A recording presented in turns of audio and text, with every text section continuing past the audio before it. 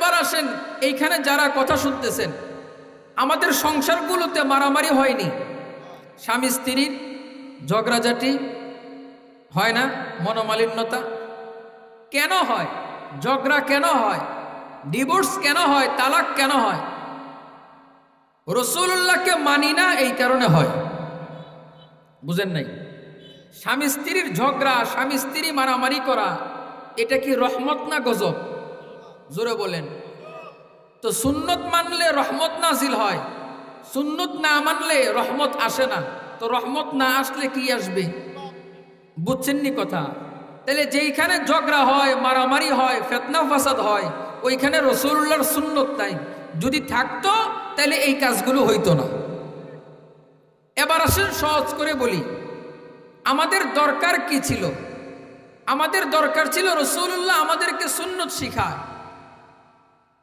তোমরা যখন ঘরের মধ্যে ঢুকবা তো সালাম দিবা, মুস্কি হাসি দিবা, ডান পা দিয়ে ঢুকবা, বিসমিল্লাহ বলে ঢুকবা। বুঝছেন? আমরা কি এই কাজগুলো করি? করি না। একটা করলে আরেকটা করি না। এই কারণে আমরা ঘরে গেলে মারামারি হয়, ঘরে গেলে বিবির সাথে ঝগড়া হয়। সমাজে কি চলে? স্বামী সারাদিন কষ্ট করে, কষ্ট করার পর যখন ঘরের মধ্যে আসে মুখটারে কালো করে, স্ত্রীও দরজা খুলে সারাদিন করে পরিশ্রম করে, সেও ঘরের মধ্যে রিসিভ করে, কিন্তু মুখে হাসি থাকে না। তো এখন যখন ঢুকাইলো ঘরের মধ্যে, স্বামীর কি দরকার ছিল এগুলো দেওয়া? কিছু দিল, কিছু দিল না। খাবার টাবার যাই দিল, খাবার খাইতে বসলো, লবণ কম হয়েছে, কিংবা ভাত একটু নরম হয়েছে, কিংবা তরকারি একটু মজা কম হয়েছে, এবার স্বামী পিটাপিটি লাগাই দিছে। বাস্তব না অবাস্তব? চনপাড়ার মানুষ, কথাগুলো মনোযোগ দিয়া শুনবেন, কথাগুলো বাস্তব। স্বামী যখন ঘরের মধ্যে যায়, রাসূলুল্লাহর সুন্নত মানে না, খাবার খাইতে বইসা প্রশংসা দূরের কথা, ভুল ধরতে থাকে, দোষ ধরতে থাকে, এক কথায় দুই কথায় মারামারি ঝগড়া হয়ে যায়। দিন শেষে সব কিছু শেষ করে স্বামী স্ত্রী একই বিছানায় শোয়, স্বামীর পাশে স্ত্রী শোয়। কিন্তু রাসূলুল্লাহর সুন্নাত ছিল স্বামী স্ত্রীকে সময় দিবে, কথাবার্তা বলবে। কিন্তু না না না, সমাজের অবস্থা, স্বামী শুইয়া সুন্দর মতো মোবাইলটা নেয়, মোবাইলে ফেসবুক কিংবা ইউটিউব, টিকটক বিভিন্ন জায়গায় মোবাইল চালাইতে থাকে। এইভাবে নিজে মোবাইল চালায়, কিন্তু পাশে তার স্ত্রী, স্ত্রীকে সময় দেয় না।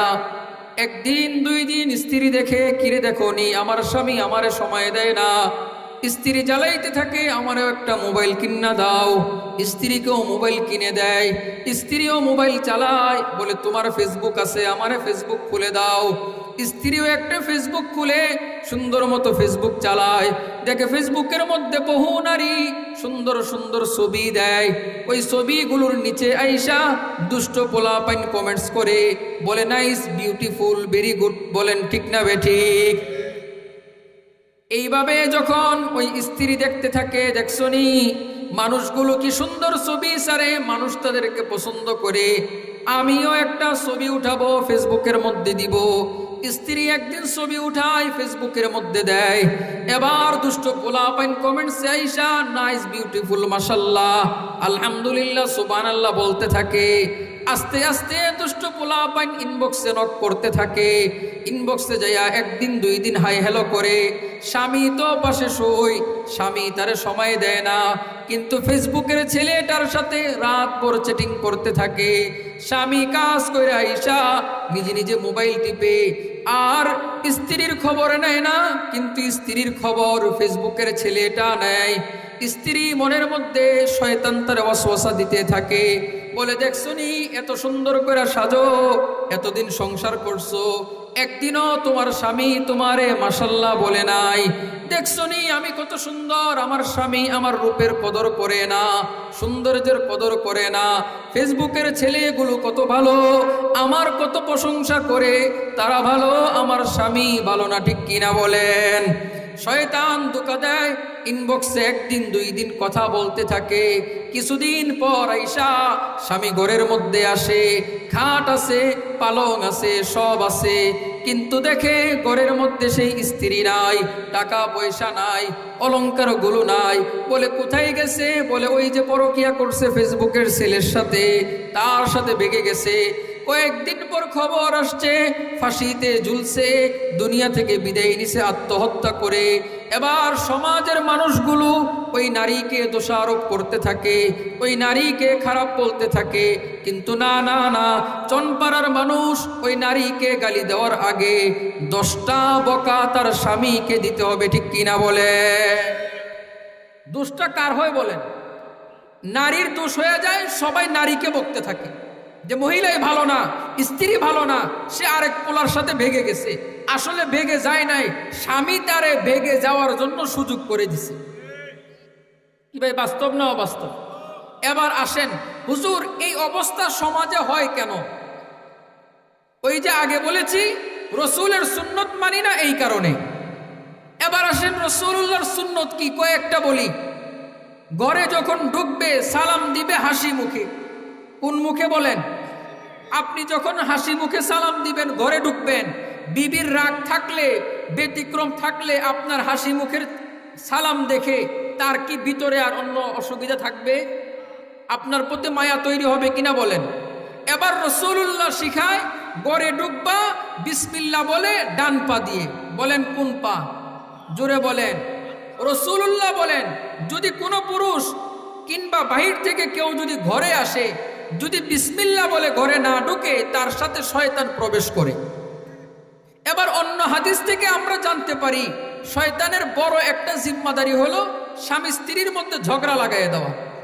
বলেন স্বামী স্ত্রীর মধ্যে কি লাগানো? ঝগড়া লাগানো।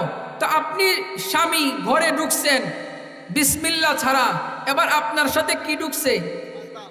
জোরে বলেন। শয়তানের কাজ কি? ঝগড়া লাগানো।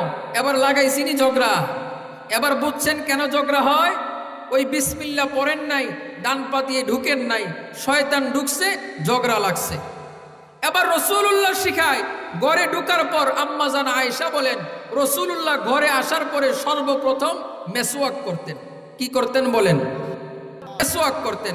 এবার আপনাদের মনে প্রশ্ন আসবে, হুজুর রাসূলুল্লাহ কেন মেসওয়াক করতেন? রাসূলুল্লাহর লালা মুবারক সুগন্ধি ছিল, পবিত্র ছিল, দামি ছিল। রাসূলুল্লাহর তো মেসওয়াকের দরকার ছিল না। মেসওয়াক কেন করতেন?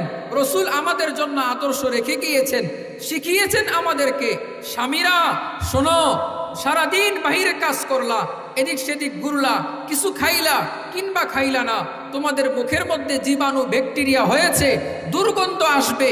এই দুর্গন্ধ নিয়ে ঘরে গেছো, স্ত্রীর সাথে বসবা, তোমার মুখের দুর্গন্ধর দ্বারা তোমার সন্তান, তোমার স্ত্রী কষ্ট পাবে। এই কারণে তোমার সর্বপ্রথম কাজ, ঘরে ঢুকবা, মুখ পরিষ্কার করবা। আস্তে সুবহানাল্লাহ বলেন।